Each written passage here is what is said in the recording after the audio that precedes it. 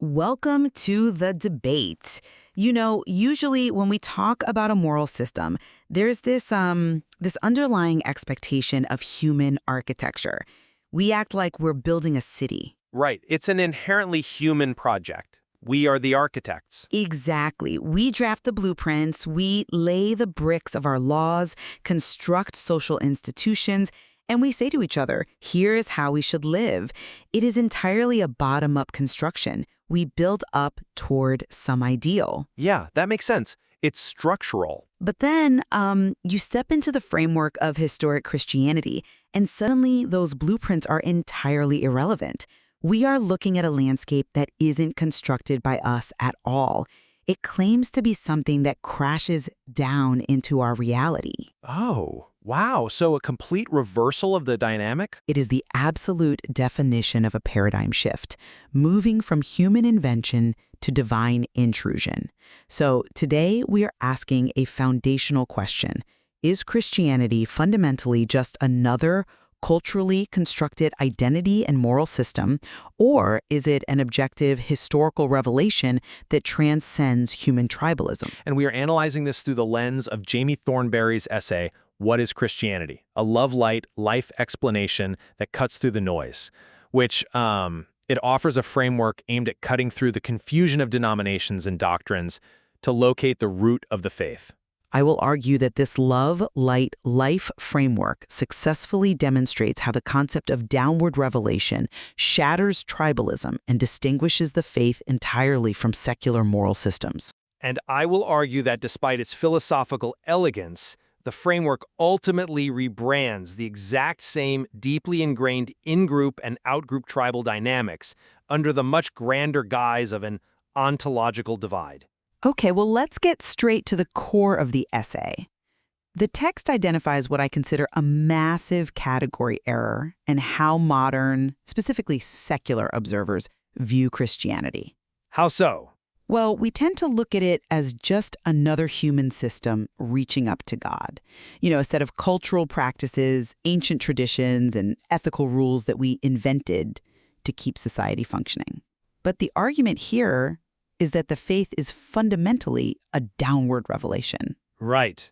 A disclosure. Yes, a disclosure of ultimate reality, structured around three concepts: love, light, and life. And this disclosure exposes the human condition and offers restoration.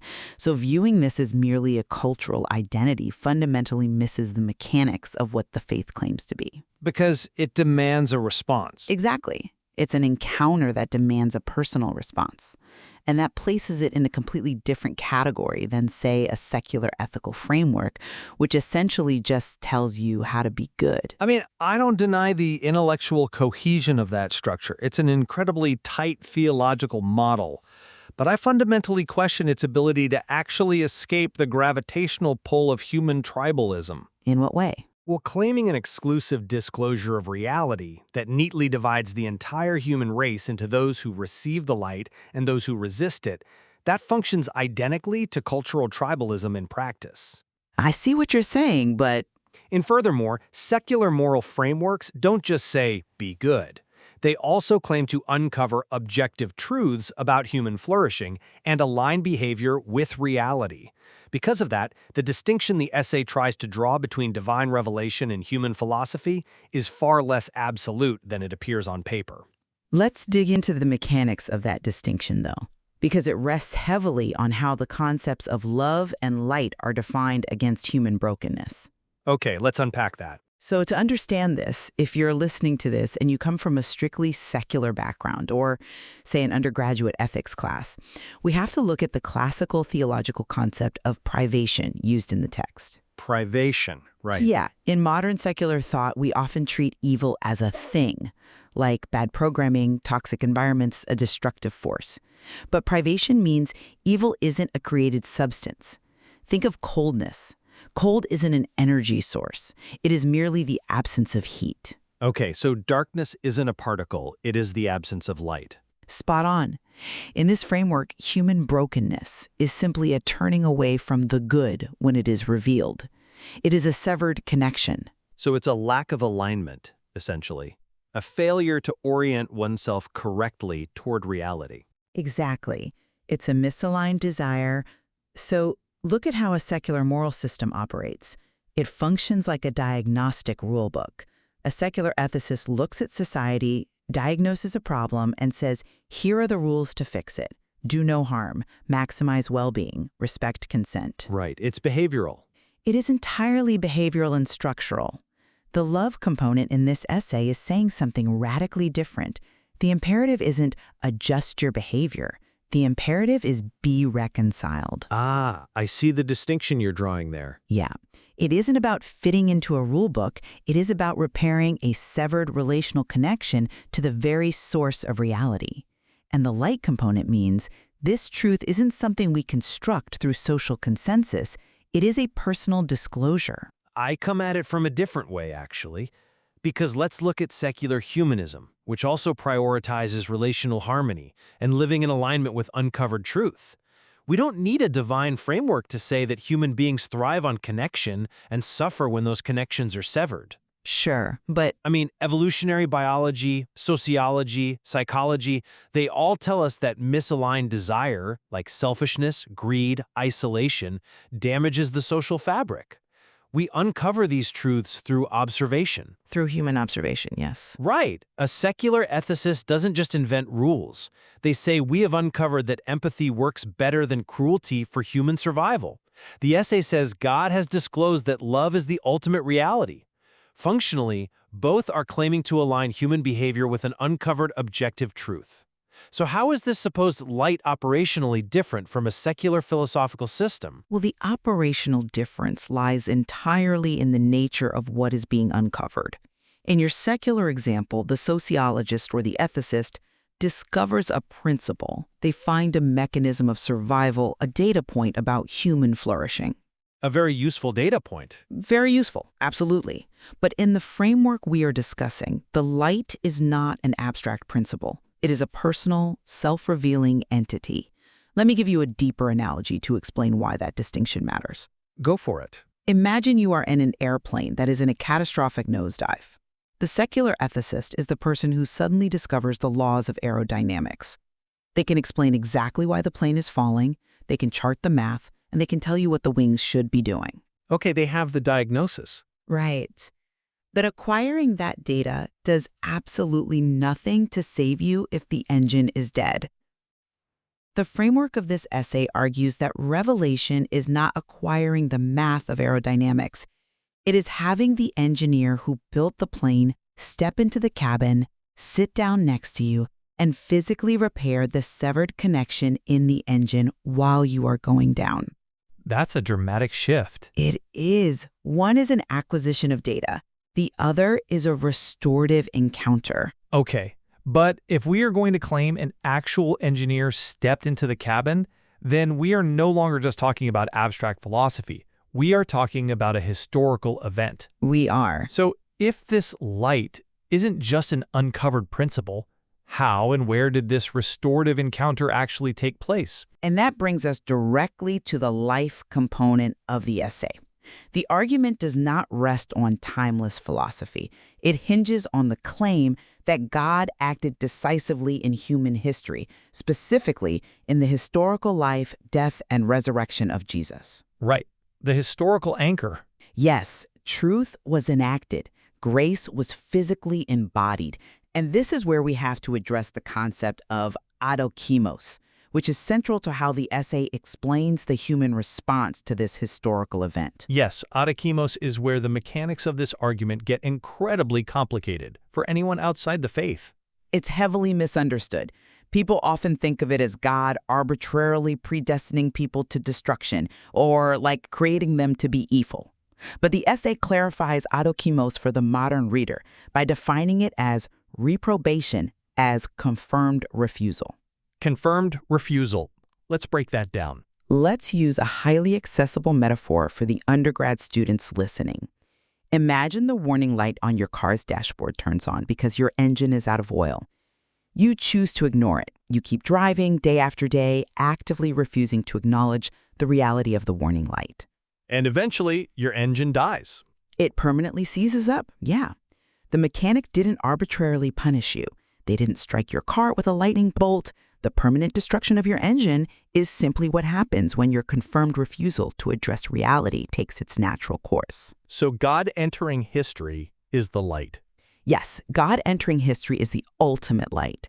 Humanity encounters that embodiment of grace, and each person is exposed and formed by how they respond to it. Judgment is just the engine seizing after a lifetime of confirmed refusal. I'm sorry, but I just don't buy that. Let me tell you why. That sounds perfectly logical until you ground it in the reality of how history actually works. Leaning on adokimaiso, this idea of confirmed refusal is a deeply convenient self-sealing mechanism. How is it self-sealing? Well, let's look at your dashboard analogy.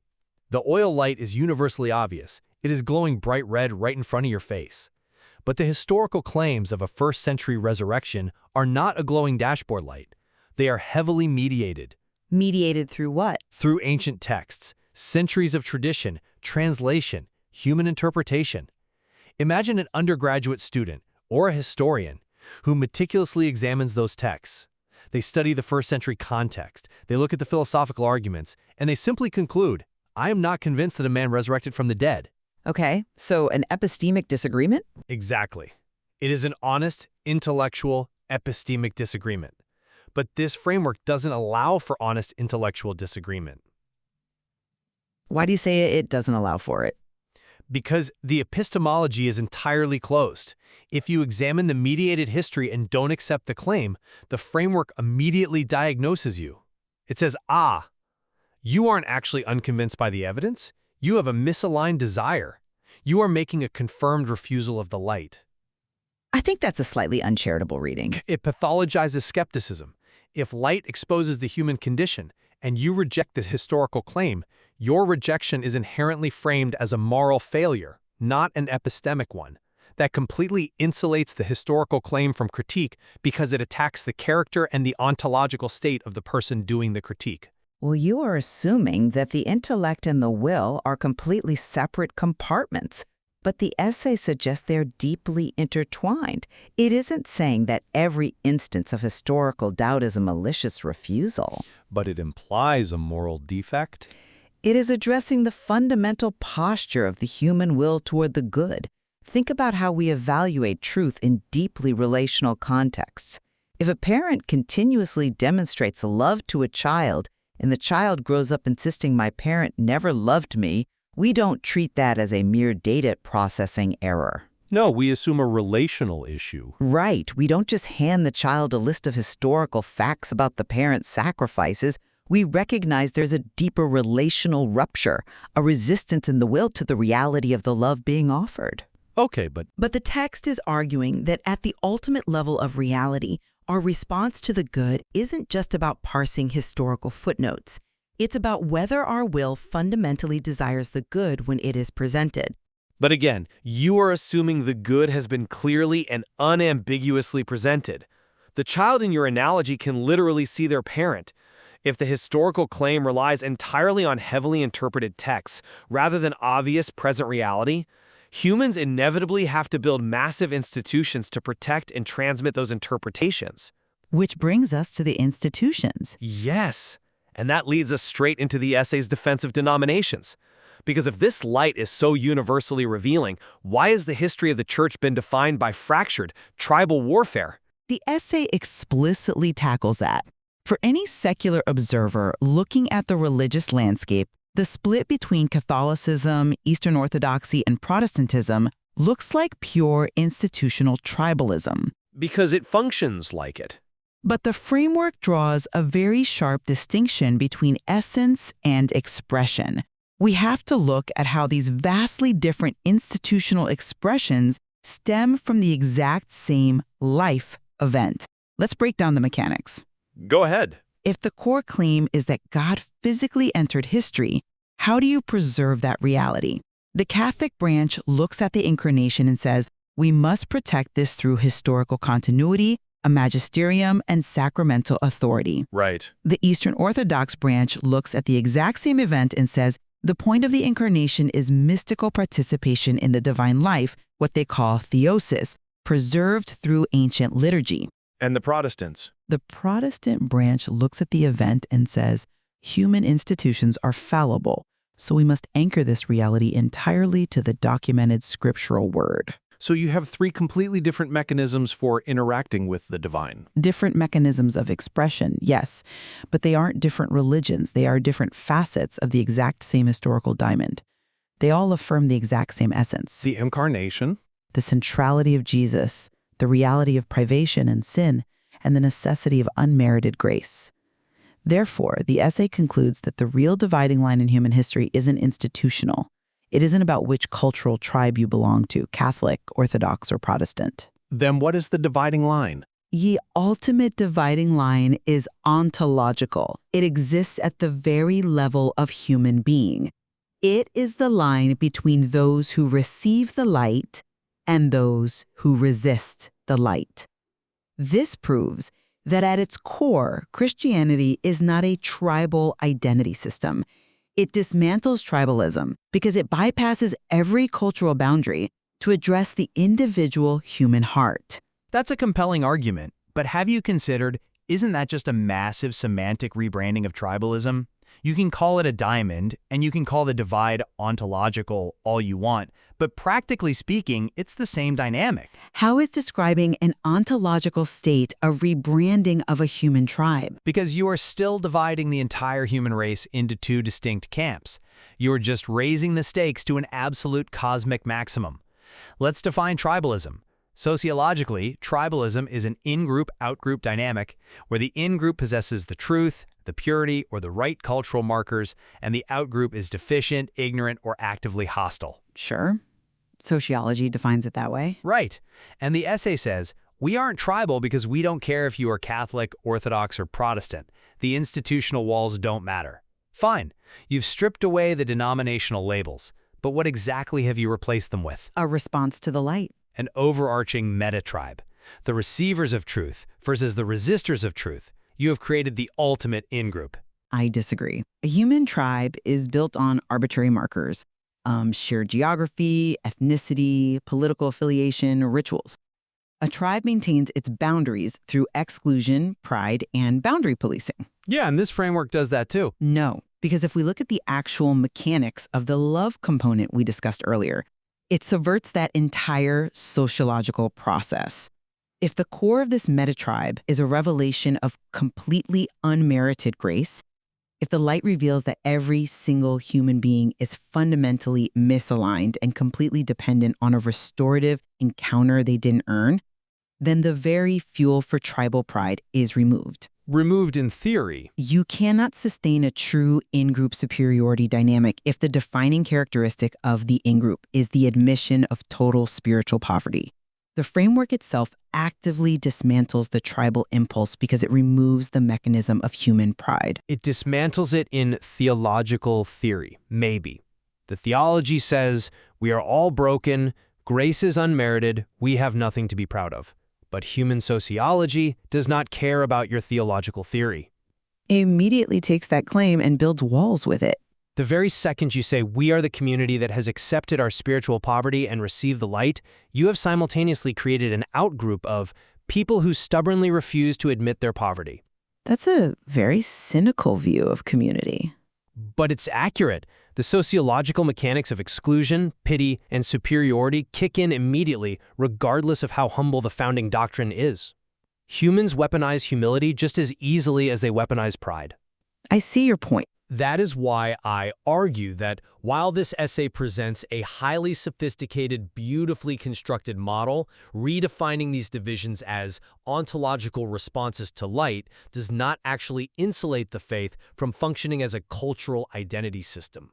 The human machinery simply appropriates the divine language. And this highlights the exact crux of our disagreement. You are looking at the sociological outcomes, seeing the flaws, and concluding, because humans repeatedly build tribal structures around this message, the core claim itself must just be another human structure. Exactly. But I am looking at the mechanics of the framework and saying, the fact that humans keep trying to domesticate this into a tribal structure, while the revelation itself constantly critiques, shatters, and outlasts those very structures, points to a transcendent origin. It doesn't act like a human invention because it constantly judges the humans who claim to invent it. And that is exactly the tension we are left with. Is the sheer persistence of the message proof of its divine, transcendent origin, or is it just proof of its extraordinary adaptability as a cultural meme? Right. Does it survive because God sustains it, or because humans are incredibly good at updating the software of their own tribalism? Well, let's bring this to a summary. My stance remains that the Love, Light, Life framework brilliantly clarifies what the faith actually is by defining Christianity not as a ladder we build to reach God, but as a downward, self-revealing encounter that physically restores a severed relationship. It creates a fundamental, operational distinction from secular moral codes. The restorative encounter versus the rule book. Yes. It is not just about acquiring ethical data to be good, it is about historical redemption. And by locating the true divide at the level of the human will's response to that grace, it cuts through petty institutional tribalism. It demands that we stop arguing over the blueprints of human architecture and deal with the root claim: has reality actually spoken? And my summary is that while the text offers a masterful, intellectually rigorous model, it ultimately fails to escape that human architecture. Relying on concepts like adokimos creates a self-sealing epistemology that turns legitimate epistemic disagreement into a moral failing. You think it builds a metatribe? Absolutely. Redefining tribal divisions as ontological responses to light creates the ultimate metatribe. Therefore, it does not successfully insulate the faith from functioning as a massive, culturally constructed identity system in practice, even if it claims a divine mandate.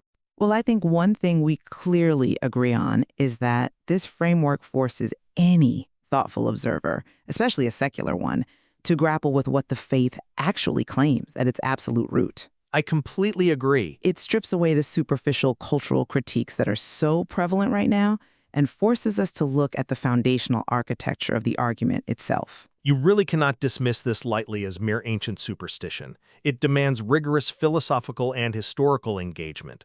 There is a vast amount of material left to explore regarding how these specific historical claims hold up to modern epistemic scrutiny. Which brings us back to where we started.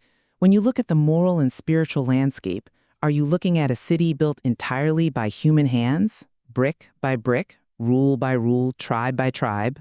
Or when you strip away the scaffolding of our denominations and our endless cultural politics, are you standing in a landscape that was entirely given to us, a reality that crashed down into our world, waiting only for our response? The human blueprints versus the divine intrusion. Precisely. We encourage you to read the source material and explore these concepts further. Decide for yourself if this framework truly cuts through the noise, or if it simply plays a highly sophisticated version of the same human tune. Until next time.